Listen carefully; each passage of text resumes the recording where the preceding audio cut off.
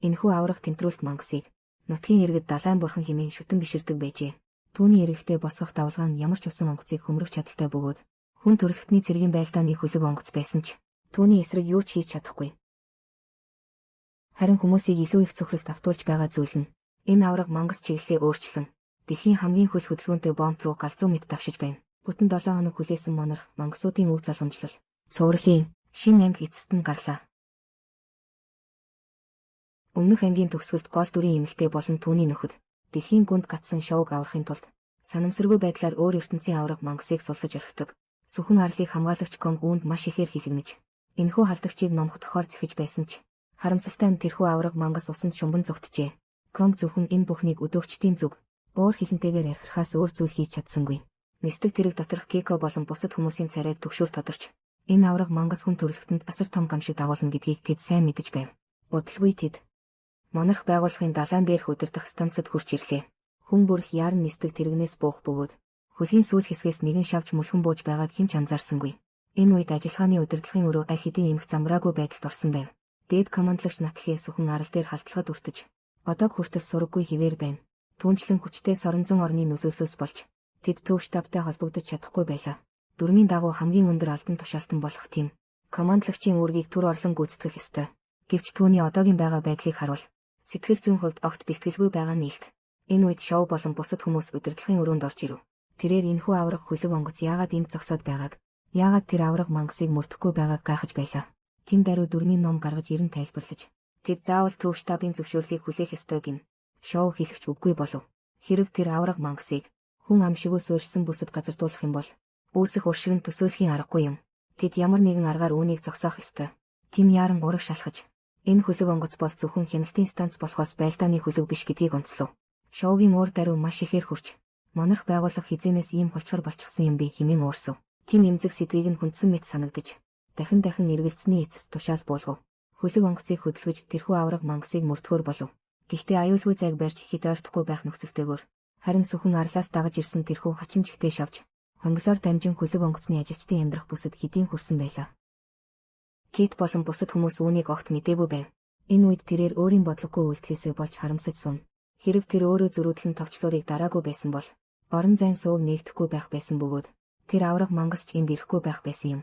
Аав Хирошим түүнд дахин тайлбарлаж шоуг аврах нь хүн бүрийн хамтын шийдвэр байсан тул бүх хариуцлагыг өөртөө үүрэх хэрэггүй гэв. Китийн хамгийн дургүй зүйл бол аавынх нь энэхүү хариуцлагаас зүгтах логик юм.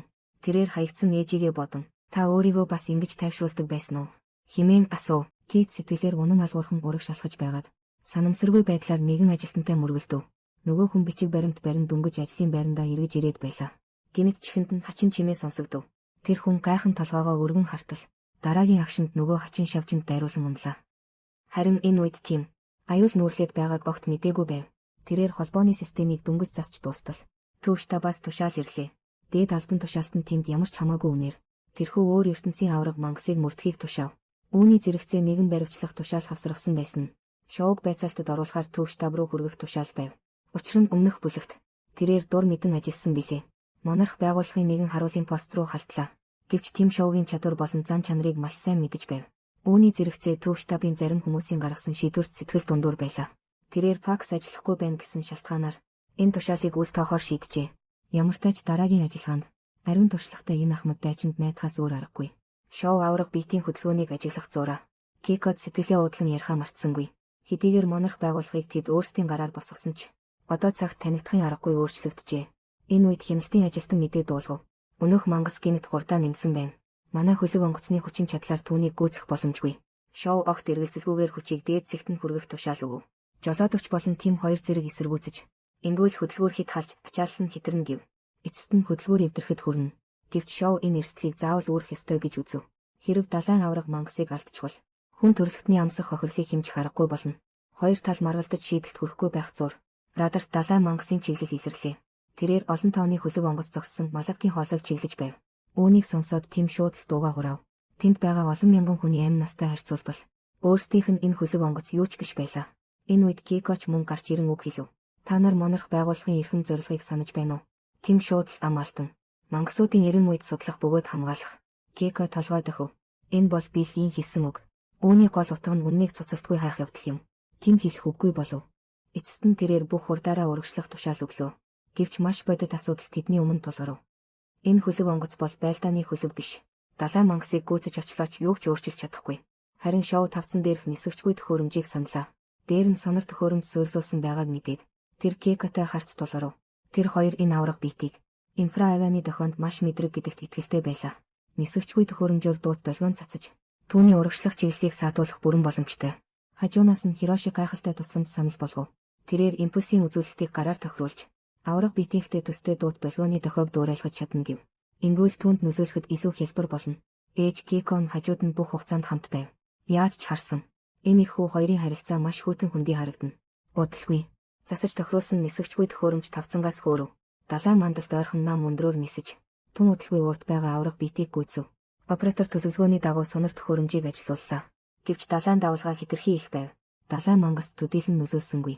Шоу сандарсандаа толгоогоо маажин нисгчгүй төхөөрөмжийг дахин нам өндрөөр нисхийг шаардав. Бүгд дэлгэцийг төгшин ширтэж байтал далайн мангас гинэт нэгэн тэмдрүүлээ гаргаж ирээд нисгчгүй төхөөрөмжийг нэг цохилтоор далай руу унгав. Дэлгэц дээрх дохио тэр дороо тасарлаа. Бүгд зэрэг нүрээ даран санаа алдав. Ганц байсан нисгчгүй төхөөрөмж сүрж тэд тэр далайн мангасыг зогсоох ямар ч аргагүй болов. Энэ үед хөлхийн бүхээгт байсан Кейт унтлагын өрөөнөөсөө гарч ирэв. Гэвч коридорт цусан мөр үлдсэнийг санамсаргүй олж харав. Мөрийг даган урагшилсаар тэрээр өнөөх хачин шавчтай гинэт тулгарлаа. Кейт сандарсандаа гал унтраагуурыг шүүрч ав. Хэтэрхий их сандарсандаа болоод ч тэрөө. Тэр хамгаалалтын төвжийг мултлахаа мартжээ. Шавжинд даруулахын даваан дээр гинэт нэгэн дохионы сум нисэн ирэв. Энэ нь Кентаро болон Ми хоёр байлаа. Тэд чимээ сонсоод туслахаар яаран иржээ. Журамт хорхой хөдөлгөөнгүй болсныг илрүүлв. Кейт одоо ч гэсэн дээрээс нь хит зохио мартсангүй. Гэтэл дараагийн агшинд юу болсныг хэн мэдэх билээ. Энэ хорхой гинэт намуухан нархирч эхлэв. Үл үзэгдэх дууны долгион тарам тархлаа. Удирдах өрөөнд байсан хүмүүс бүгд нүдээ томруулан гайхав. Учир нь бомбтод удахгүй хүрэх гэж байсан авраг биет. Гинэт чиглэлээ өөрчилжээ. Тэр ямар нэгэн дуудлага хүлээн авсан мэт. Гинэт удирдах хөлөг онгоцны зүг рүү маш хурдтайгаар дайран ирж байна. Хүмүүс яахаа мэдэхгүй сандарч байх үед Кентаро холбоо барьж хорхойн тухай мэдээллийг бүгдэд дуулгав. Шоу Кеко хоёр хорхойн төрхийг хараад тэр даруй бүхнийг ухаарав. Энэхүү анзаарагдамгүй жижиг биетэн нөгөө далайн бурхан авраг биеттэй харилцан хамааралтай байжээ. Өмнө нь түүний гаргасан хит авайл авраг биетийг нааш нь дагуулж ирсэн байж шоу тэр даруй шийдвэр гаргаж хорхойг хөлөг онгоцноос гаргахаар шийдэв. Энэ бол авраг биетийн дайралтаас мултрах цорын ганц арга зам байлаа. Хөлгийн ёроолын хаалга алгуурхан нэгтгэхэд шоу аврах заваар маш хурдтайгаар далайн зүг гарлаа. Хөлөг дээр үлдсэн Кеко маш ихээр түгшин. Тэр залуу байхын хийм байсан. Дандаа л яаруу бөгөөд аюултай алхам хийдэг хിവэрээ. Шоу хурдан заваар далайн мандал дээгүүр хурдлан давхина. Нөгөө авраг биет үнэхээр л хөлөг онгоцыг орхиж түүний зүг рүү хөөж эхлэв. Тэр завинд байгаа хорхой руу нэг хараад зайн хангалттай ойрцсныг мэдрэв.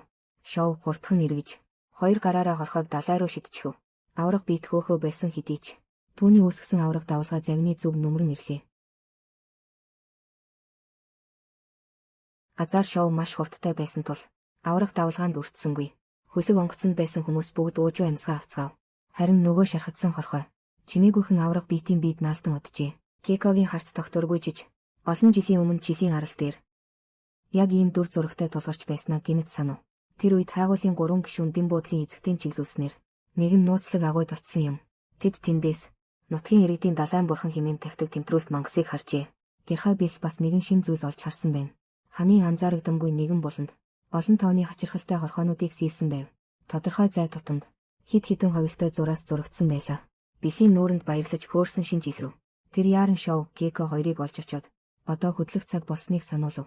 Өмнө нь агуйн ханан дээр байсан тэрхүү ховлтой зураасууд нь үнэн дээр нууцлаг нэгэн газрын зураг болохыг би л олж мэджээ. Түүний зааж буй чиглэл нь далайн мангасын нүүдлийн зам байх өндөр магадлалтай байв. Би л эхлээд Сантьягогийн архивын газарт очиж энэ далайн замууд дээр авраг биетүүд үзэгдсэн тэмдэглэл байгаа эсхийг шалгахаар төлөвлөв. Тэрээр үүнийг л Титан авраг биетүүдийг мөрдөх хамгийн шилдэг арга гэж үзэж байлаа. Гэвч Кеко арал дээр дахин хэд хоног үлдэхийг хүсв. Тэд далаагаар 3-7 хоног аялж байж энд ирсэн. Дөнгөж сэжүүр олж эхэлж байхад "Ингээд буцна гэж юу?" Би л саяны нээлттэй хэтэрхий хөөрсөн байв. Тэр яаж игээд мангасаас төрүүлж дараагийн орогнох газарт нь очихыг хүсэж байлаа. Шоуч хажуунаас нь дэмжиж ямартай ч энтхийн иргэд биднийг таашаахгүй байгаа тул эртхэн явсан нь дээр гів. Гэвч Кеко бол маш зарчимч хүн тул шийдсэн зүйлээс нь хэн ч ухрааж чадахгүй байлаа. Эцэст нь тэр 3 салж ажиллахаар шийдэв. Би л далайн мангасын нүүдлийн замыг мөрдөхөөр явж шоу Кеко хоёр арал дээр үлдэв. Аралчуудын яриад байсан далайн бурхныг үргэлжлүүлэн судлахаар болов. Гэвч энэхүү яаруу гаргасан шийдвэр нь эцэстээ нутгийн иргэдийн дургүйцлийг хүргэн чинээ сансангүй. Уушийн газрын эзэгтийн царай барьж өчигдөр орой Кеког явахыг дахин шаардсан ч түүнийг энэ арал дээр үлдэн гэж бодсонгүй. Одооноос эхлэн гарах бүх үр дагаврыг тэд өөрсдөө л үүрэх хэрэгтэй боллоо. Бисийг явуулсны дараа шоу тэдний хамт агуй руу буцаж сэжүүр хайхаар яв. Гэрхай Кеког гинэд газар үс ясаг чичирхийлхийг мэдрэв. Тэрээр дуу авиа хүлээн авахчаа гаргаж анхааралтай чагнахад дууны их үүсвэр далайн ёроолоос гарч байгааг тогтов. Хоёул далайн ирэг рүү явж дээж авахар бэлтгэв. Уушийн газрын эзэгтэй нутгийн нэгэн иргэнийг дагуулсан.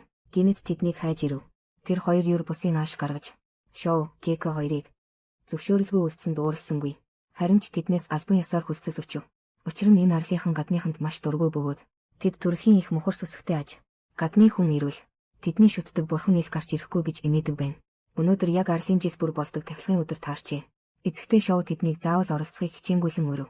Кеког үүнийг хоёр талын харилцааг сайжруулах сайхан боломж гэж үзээд ямар ч эргэлзээгүйгээр толгой дохин зөвшөөрөв. Тэд удалгүй цуглааны талбайд хүрэлцэн ирэв. Бужигнасан олон хүнийг хараад Кеког өөрийн ирэхгүй уулга алдав. Энэ арал дээр ийм олон хүн амьдардаг гэж сансангүй. Хажуунаас нь эзэгтэй тайлбарлахдаа энэ бол далайн бурхныг дахих ёслол бөгөөд тосгоны иргэн бүр заавал оролцож ариун их загас агнуур гуйдаг гин. Энэ үед нутгийн иргэд хитэн хундагдарс авчирч өгөв. Кеког шоу хоёр ямар ч сэжиггүйгээр нэг амьсгаагаар ууж орхив. Дараа нь тосгоныхон дуулж бүжиглэх хэсэг эхлэв. Хоёулангийнх нь толгой эргэж хүнд оргиод ирэв.